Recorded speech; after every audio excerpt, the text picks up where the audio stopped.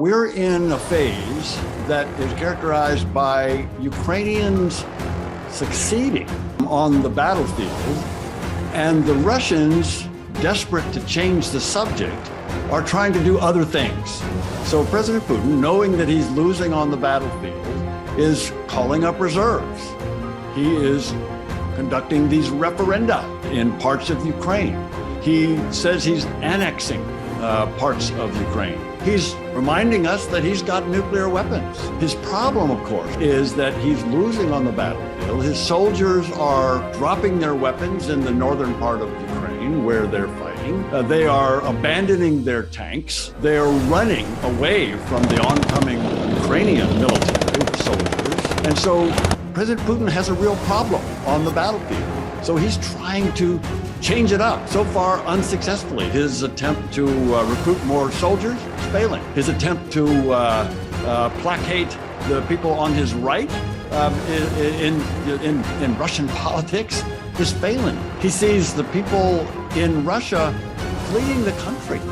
So President Putin has a real problem in all of these attempts to regain the momentum. He's failing in that. I think the chances of the Russians using nuclear weapons is small, is very low. That said, when you have the president, the dictator of a big nation that has nuclear weapons, saying that he might use them in Ukraine, you have to take it seriously. And of course, the West does take it seriously. There's no higher priority for our intelligence agencies than to be sure that they have a careful watch over any indications in Russia that there's any preparation or any steps toward the use of nuclear weapons. So far, none. So far, there's no indication that they are taking these steps. We have to watch, we have to be careful, and we have to send the message to President Putin and the Russian military and the Russian people that there will be devastating consequences, catastrophic consequences, if they made a bad mistake, a bad decision, and used nuclear weapons in Ukraine. It would cost them dearly for all kinds of ways, which, to be clear, our government has made clear to the Russians. So that's an important part of deterrence. We don't want to see these weapons used. The Chinese and the Indians don't want to see these weapons used. The Russian people don't want to see these weapons used. And so that's the message that has to get through to President Putin. I think he must be hearing that. I don't think the oligarchs have his ear on military things. The oligarchs are probably telling President Putin that they're having great difficulty. Most of the big oligarchs that have anything to do with this war are sanctioned. They can't travel. Their assets are frozen.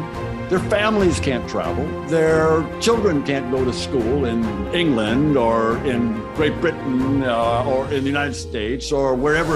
The oligarchs are under sanctions, and they're probably expressing concern, expressing the fact that they're not happy about this. However, they're probably not the key voices in Mr. Putin's ear when he's thinking about his problems that I talked about earlier on the battlefield in Ukraine. Those voices are probably well informed. That is his interior, his intelligence services, his military, his defense officials. They're telling him probably what he wants to hear. So he may not be getting the best advice from them. He's a powerful man. They don't want to tell him things that he's not going to be happy about. So it's not entirely clear, Rochelle, in answer to your question, what he is actually hearing. What he can be sure of is that he's losing on the battlefield, and we know he understands that because he's calling up reserves. He knows his military is not doing well enough to stop the Ukrainians. Indeed, the Ukrainians are pushing his military back out of their country. The Ukrainians are pushing the Russians back out of Ukraine, and so President Putin has to call up the reserves. In order to do that, he has to be talking to his military and his recruitment services. So that message is clearly getting through. So it's very, very clear to NATO what would happen if the Russians were to attack any NATO member. There's no doubt in the NATO members' mind. There's no doubt in the Russian mind, in President Putin's mind, that if the Russians were to again make this bad decision, this blunder to attack a NATO member, that would ensure their defeat. That would be like committing suicide. I don't think the Russians are totally irrational. I don't think they're suicidal. So I think, again, the chances of the Russians attacking NATO members is low. Can't discount it, have to be ready. NATO is clearly ready. NATO is building up its capabilities on its eastern front. NATO is providing weapons to the Ukrainians because that's the first line of defense. The Ukrainians are fighting the first line of defense. They are defending the rest of NATO, the rest of Europe from the Russians. And so that's why the United States, as a leading NATO member, that's why other NATO nations are providing the weapons to Ukraine to defend Ukraine so that the Russians can't go further, can't go into Europe. What will dampen his resolve is not going to be sanctions. What sanctions are going to do is squeezing the economy. Sanctions make it more difficult for the Russian economy to continue to support this war. So that's the purpose of sanctions. Make it hard for the Russians to be able to replace all these weapons, all these missiles, all these cruise missiles, and guided missiles and airstrikes. All of those things cost money, and all of those things need to be replaced. And the sanctions make it harder to replace. However, you're exactly right. They have not deterred President Putin from this attack. You ask what's going to deter him, what's going to change his mind? Continuing to lose on the battlefield. And in order for him to continue to lose on the battlefield, we need to continue to provide more and heavier and stronger and longer range weapons to the Russians, to the Ukrainians, so they can push the Russians back out. One place where dynamics play out is in the UN. Now we know that in the Security Council, UN Security Council, the Russians have a veto, and they used it.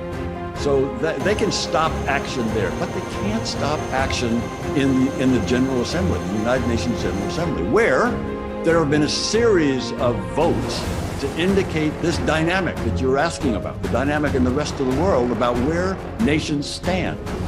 The Russians have lost every one of those votes. The most recent one, Michelle, was last week, and 143 nations voted to condemn Russia. 143.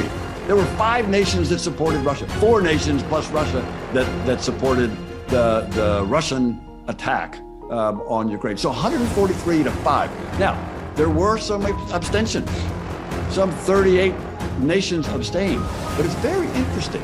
The Chinese did not support the Russians. The Chinese did not vote with the Russians. The Chinese abstained. The Indians did not vote with the Russians. The Indians abstained. So the Russians couldn't even get these nations. And they've got this partnership with the Chinese, and they can't even get the Chinese to vote with them in the UN. And the Indians buy a lot of weapons from the Russians, so they want to try to stay on the good side of the Russians.